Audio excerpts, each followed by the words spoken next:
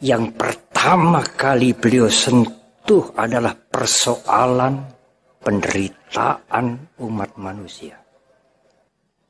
Persoalan yang menjadi persoalan semua orang. Siapakah di antara manusia-manusia itu yang ingin menderita? Tidak ada. Semuanya ingin bahagia.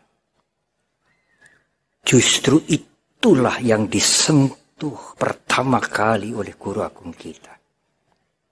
Tetapi saudara, benarkah kita ingin membebaskan diri ini dari penderitaan? Sungguh-sungguhkah umat manusia ingin bebas dari penderitaan? Umumnya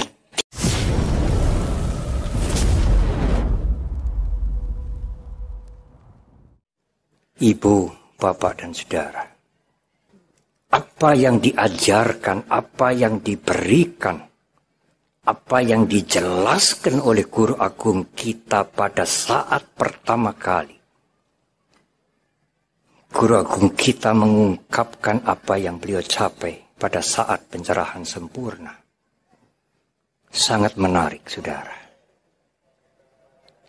Yang pertama kali beliau sentuh adalah persoalan penderitaan umat manusia. Persoalan yang menjadi persoalan semua orang. Siapakah di antara manusia-manusia itu yang ingin menderita? Tidak ada. Semuanya ingin bahagia. Justru itulah yang disentuh pertama kali oleh guru agung kita. Tetapi saudara, benarkah kita ingin membebaskan diri ini dari penderitaan? Sungguh-sungguhkah umat manusia ingin bebas dari penderitaan? Umumnya tidak. Manusia umumnya tidak membebaskan penderitaan, tetapi hanya menutup-nutupi penderitaan. Karena menutupi penderitaan, maka sangat sulit melihat sebab penderitaan. Guru agung kita menunjukkan tanha itulah sebab penderitaan. Nandi raga sahagatra tatra pinandini. Nafsu keinginan itu selalu diikuti oleh kesenangan. Dan kesenangan itu mencari-cari kesenangan di sana dan di sini. Dan kalau saudara memenuhi itu, saudara merasa menyelesaikan penderitaan. Padahal hanya menutupi penderitaan. Menutupi penderitaan dengan mencari kesenangan di sana dan di sini. Izinkan saya mengutip salah satu ayat dari Dhammapada. Biasanya kami memilih ayat-ayat yang membangkitkan, yang menyenangkan. Hanya mungkin kali ini lebih tepat kalau kami mengutip ayat yang amat menakutkan. Nati raga samo agi. Anda melihat api yang membakar rumah-rumah, membakar hutan, membakar, bahkan membunuh makhluk-makhluk. Namun guru agung kita mengatakan api raga hawa nafsu adalah api yang tidak bisa ditandingi. Betapa dahsyatnya api nafsu itu. Tidak hanya membakar hutan-hutan, tidak hanya membakar rumah-rumah, membakar kehidupan kita dari satu kelahiran ke kelahiran selanjutnya. Nati raga samo agi. Nati dosa samugahu. Kalau ada penerkam, kalau ada jebakan, kalau ada binatang buas yang menerkam manusia, maka guru agung kita mengatakan, kebencian itulah penerkam yang sangat dahsyat. Tidak ada yang menandingi di dunia ini. Nati moha samang jalang. Ada jala yang halus sekali, jaring yang halus sekali, tidak tampak oleh mata kita. Tetapi jaring ini sangat dahsyat, saudara. Jaring itu akan menjaring kita, mencari kepuasan, mencari aktualisasi diri, kesombongan, memamerkan kemampuan. Itulah keakuan, itulah moha. Jaring yang amat dahsyat sekali. Tidak ada yang menandingi jaring jala ini. Nati moha samang jalang. Dan akhirnya guru agung kita mengatakan, nati tanha sama nati.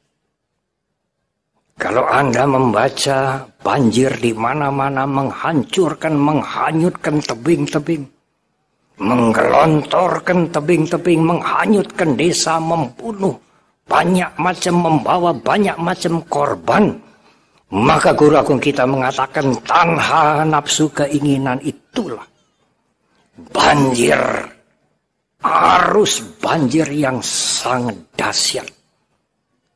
Tidak ada tandingnya. Ibu, bapak, dan saudara, apakah ini tidak mengerikan kita? Api itu, penerkam itu, jaring itu, banjir itu ada di dalam diri kita. Guru agung kita tidak tanggung-tanggung mengatakan nati tanha sama nati. Tidak ada tandingnya itu banjir, tidak ada tandingnya itu jaring. Tidak ada tandingnya kehebatan api itu. Tidak ada tandingnya sang penerkam itu. Pendeknya tidak ada tandingnya. Kecil hati saya, saudara. Kecil hati. Semuanya itu ada di dalam diri kita. Guru agung kita mengingatkan itu dengan terang, jelas sekali. Bukan dengan kalimat tersamar. Itulah sebab penderitaan. Itulah yang harus diatasi. Bukan menutupi penderitaan dengan mencari kesenangan. Tetapi, ibu bapak dan saudara, guru agung kita mengatakan jangan kecil hati seperti itulah. Yang dahsyat itu bisa diatasi. Dengan jalan Arya berunsur 8. Guru agung kita memberikan perumpamaan yang sangat jelas. Tetapi perumpamaannya ini sungguh mengerikan. Supaya tidak mengerikan, saya ingin mengubah sedikit saja. Sebentar tadi saya sudah diskusi dengan yang ahli suta. Saya minta kompromi untuk mengubah sedikit supaya tidak terlalu mengerikan. Kalau saudara sakit luka, dengan kalimat yang lebih jelas, kalau saudara sakit korengan saudara, tidak sembuh-sembuh, malam hari merasa gatal, saudara kemudian menyalakan api. Ini ada di Magandhya Sutta, Majjhima Nikaya. Tetapi perumpamaan ini sedikit dilembutkan. Sang Buddha memberikan perumpamaan yang sangat mengerikan kita. Kalau koreng yang gatal itu dipanggang di api, di bara yang dinyalakan di malam hari, kemudian koreng itu digaruk-garuk, alangkah nikmatnya Tetapi guru agung kita mengatakan, ingat, kesenangan itu membawa bahaya. Koreng itu akan melebar, infeksi. Anda akan diamputasi dan mungkin selesailah hidup Anda dalam kehidupan yang sekarang. Para ibu, bapak, dan saudara, ngaten, menawi ibu-ibu, bapak-bapak korengen dipanggang, dikukur, aduh nikmatnya, mboten bahaya. Seperti itulah Anda menutupi penderitaan, ketidaksenangan, kekecewaan, jengkelan, kemarahan dengan mencari kesenangan seperti menggaruk-garuk koreng di waktu malam. Ingat ibu bapak dan saudara, sungguh bagus perumpamaan ini. Mengerikan, tajam, tetapi ingat, pada saat Anda mencari kesenangan, jangan sampai menggaruk-garuk koreng. Mboten ngukur koreng, mboten nggaruk-nggaruk koreng. Enak nanging bebayani. Kemudian seorang dokter datang. Berhenti, jangan dipanggang lagi, jangan dikukur-kukur lagi. Berhenti, bersihkan dengan betadin. Aduh, perih sekali. Anda mau sembuh atau mau celaka? Bersihkan betadin, obati, kemudian diperban. Malam hari terasa gatal, mencuri-curi perbannya, kemudian ditusuk-tusuk. Sang dokter mengatakan, tidak. Anda ingin sembuh atau ingin celaka? Dan dokter itu adalah guru agung kita. Nak kahapana wasena titik kamesu wicati apat sada duka kama iti winyaya pandito. Nak kahapana wasena titik kamesu wijati. Andai kata ada hujan emas, sebentar malam mungkin turun hujan emas. Nak kahapana wasena, sekalipun hujan emas, tidak mungkin memuaskan hawa nafsu. Apat sada duka kama iti winyaya pandito. Orang bijak mengerti dengan benar, hawa nafsu hanya memberikan kesenangan sepintas, kemudian mengakibatkan penderitaan. Menggaruk koreng itulah kesenangan sepintas, saudara. Selesai ingin lagi, hancurlah, saudara. Koreng itu akan menjadi infeksi. Berhenti menggaruk, mengendalikan diri dengan sila. Berhenti menghujat orang lain, berhenti menjelekkan orang lain, berhenti mencelakai orang lain, berhenti membunuh orang lain, berhenti menghancurkan lingkungan kita sendiri. Berhentilah hawa nafsu yang di dalam ini. Tetapi Bante, bukankah kita ingin maju? Kita ingin keluarga kita maju, usaha kita maju, dunia ini maju. Benar, saudara. Tetapi majulah dengan kearifan. Majulah dengan sati sampajanya. Majulah dengan wisdom. Majulah dengan pertimbangan yang benar. Dunia kita sekarang seolah-olah membawa semua orang untuk ayo maju terus. Hati-hati saudara. Kalau tanpa pengetahuan, tanpa kesadaran yang jeli, kemajuan itu seperti api yang membakar kita. Seperti arus yang menghanyutkan kita. Keserakahan. Hawa nafsu. Hentikan itu. Iya Bante, tetapi amat sulit. Amat sulit menghentikan arus, memadamkan api yang di dalam ini. Benar, saudara. Amat sulit. Apalagi Bante kami sebagai perumah tangga. Benar, saudara. Saya hanya minta. Andai kata menghentikan arus nafsu keinginan itu sulit, setidak-tidaknya saudara harus mengerti bagaimana cara menghentikan. Ada latihan pada saat-saat tertentu untuk berhenti. Berhenti. Kalau Anda tidak pernah mengerti jalan untuk berhenti, Anda tidak pernah latihan untuk berhenti, hanya jalan. Seperti kendaraan yang ada gas. Tapi saudara tidak pernah memencet rem.